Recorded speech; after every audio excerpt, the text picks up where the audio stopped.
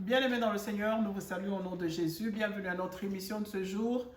Nous sommes sur LCC, TV Évangile Ayam Sokro, avec l'émission Le Parcours, pasteur Pierre-Michel et maman Clarisse.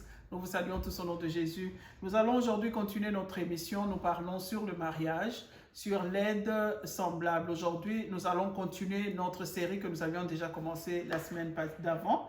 Et vraiment que Dieu soit avec nous tous, vous qui écoutez et nous qui parlons. Dieu nous parle à nous tous. Nous sommes tous mariés ou nous préparons au mariage. Donc, même pour les jeunes qui aspirent au mariage, à moins que Dieu ait vraiment parlé à chacun de nos cœurs pour dire qu'il nous choisit pour être célibataire. Mais quand il n'a pas dit que tu es créé pour être célibataire, tu dois être en train de te préparer pour le mariage. Alors, nous avions dit que le mariage est fait pour que chacun de nous soit une aide pour l'autre, un compagnon pour l'autre et une amitié profonde. Alors, nous allons continuer là-dessus. Sans plus tarder, je vais passer la parole au pasteur. Que Dieu vous bénisse. Que Dieu vous bénisse, bien-aimés, que la paix de Jésus soit toujours dans vos maisons. Nous continuons donc à essayer de définir le mariage, à élargir notre entendement du mariage. C'est ça qui va nous aider à vivre longtemps dans le mariage. Je suis allé une fois, nous étions en train de célébrer, je crois, 18-19 ans de mariage déjà, dans un restaurant, et la femme qui était en train de servir, elle demande c'est à quelle occasion. Elle dit, oui, 18 ans ou 19 ans de mariage. Et elle dit, moi, je ne peux pas m'imaginer être mariée aussi longtemps. Et malheureusement, son commentaire reflète un peu ce que nous voyons aujourd'hui. À cause de ne pas comprendre, de ne pas saisir ce que c'est que le mariage, nous entrons dans le mariage sans être préparés et le résultat, c'est le divorce. Voilà pourquoi nous avons multiples émissions. Beaucoup de gens parlent de mariage. Nous aussi, nous allons essayer d'apporter une pierre. Alors que Dieu vous bénisse, que la paix soit dans vos maisons. Essayons de définir le mariage. Nous avions dit que c'était pour avoir des compagnons de vie. Dieu veut que nous soyons, Dieu lui-même veut être en relation avec nous. Deuxièmement, c'est pour l'entraide mutuelle et l'encouragement. Finalement, non pas finalement, mais troisièmement, inclus dans le mariage est le don du plaisir. Dieu a créé le mariage pour le plaisir plutôt mutuel. C'est-à-dire le don du sexe, bien-aimé, clairement défini, c'est l'intimité sexuelle. Il n'y a aucun don dans le mariage, bien-aimé, qui ait la capacité de procurer autant de plaisir dans un couple. Donc, l'intimité sexuelle devient comme un signe de l'engagement, un signe et un sceau de l'engagement de l'amour qui va exister entre l'homme et la femme. C'est ça qui scelle un peu ce mariage, si je peux dire. C'est l'expression intime de l'engagement que de l'homme à la femme, de la femme à l'homme. Donc tout maintenant culmine dans la sexualité. Et c'est quelque chose que Dieu a créé, c'est l'idée de Dieu.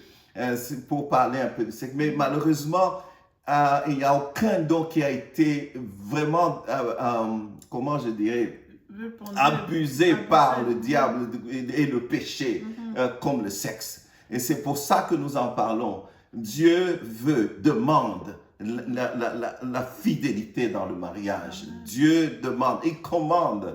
Il demande la pureté, que le lit conjugal ne soit pas souillé, bien-aimé. Dieu demande cela. Et Dieu, connaissant que c'est le don qui procure au couple le plus de plaisir, il a défini le cadre dans lequel il doit se passer, c'est le mariage.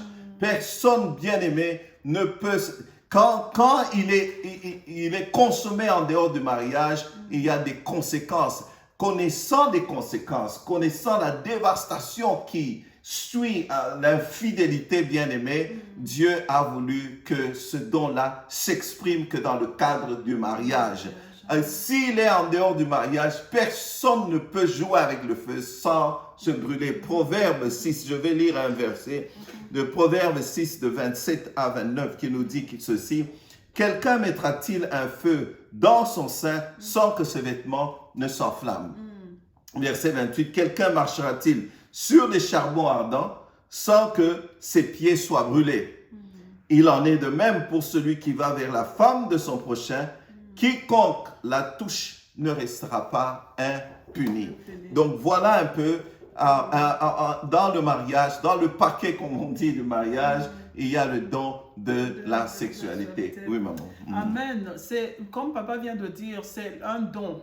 Ce n'est pas que, je vois aujourd'hui tout le monde essayer de performer, tout le monde essayer de prouver de quoi il est capable. Non, non, c'est un don qui vient de Dieu, comme la grâce vient de Dieu. Comme, comment dire, la foi vient de Dieu. Comment dire, les dons du Saint-Esprit. Le sexe aussi, c'est un don que Dieu a accordé au mariage. Bien aimé, je peux vous assurer qu'il n'y a personne à qui on peut apprendre le ABC de l'amour. L'amour, c'est un sentiment profond. C'est quelque chose que tu sens envers l'autre. C'est que le maître de l'amour, qui est Dieu, a mis dans chacun de nous. C'est quand on ne dit pas à quelqu'un, non, va apprendre à aimer telle personne. Ça vient du fond du cœur.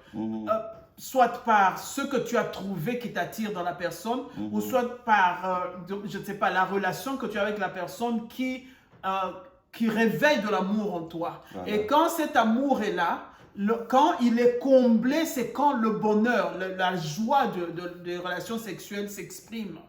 Les relations sexuelles ne sont pas, on ne se marie pas pour aller prouver l'un à l'autre comment on sait performance,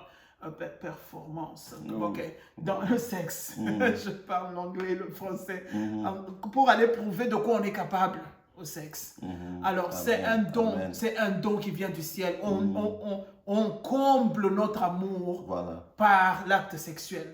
Alors c'est un sujet très vaste. Je crois qu'on va prendre un peu de temps là-dessus, parce qu'aujourd'hui, comme papa a dit, le diable a comment dire, terni l'image des relations sexuelles.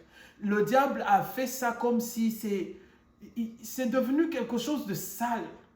Quand on pense au sexe, on pense à la saleté. Quand on pense au sexe, on pense à un sujet tabou. C'est des choses honteuses, on ne peut pas le dire en public. Mais non, Dieu a mis ça dans un cadre bien défini où ça peut être proprement tenu, où ça peut être proprement vu. C'est dans le mariage. Le sexe est fait pour le mariage, l'union qu'on appelle le mariage. Mais aujourd'hui, on a vulpendé ça. On a des gens qui conseillent les jeunes gens, non, il faut d'abord goûter avant d'arriver là-bas. Bien aimé, tout ça n'est pas bon. Le sexe a été créé, c'est pour combler notre amour. Quand la relation intime d'amis est devenue profonde, quand on s'est fait tellement de bien, on s'est procuré tellement de joie, on comble ça avec le sexe. Ça devient naturel. Ça se fait automatiquement.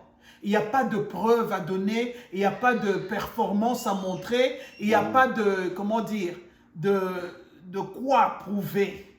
Ça vient naturellement, c'est pour combler l'acte qui est déjà là, l'amour qui a déjà été créé, ce qu'on a circulé entre nous comme sentiment et émotion, ce qu'on s'est fait comme bien. Alors, c'est un acte profond, des sentiments de reconnaissance profonde. Et tu te donnes à l'autre pour combler ce qu'il attendait de toi et ce que tu attendais de lui. C'est ça pourquoi Dieu a fait le sexe. Il a mis ça dans le mariage. C'est pour combler cette union-là. Alors, bien aimé, nous avons mal appris. Nous avons été mal informés. Nous avons été mal éduqués concernant le sexe.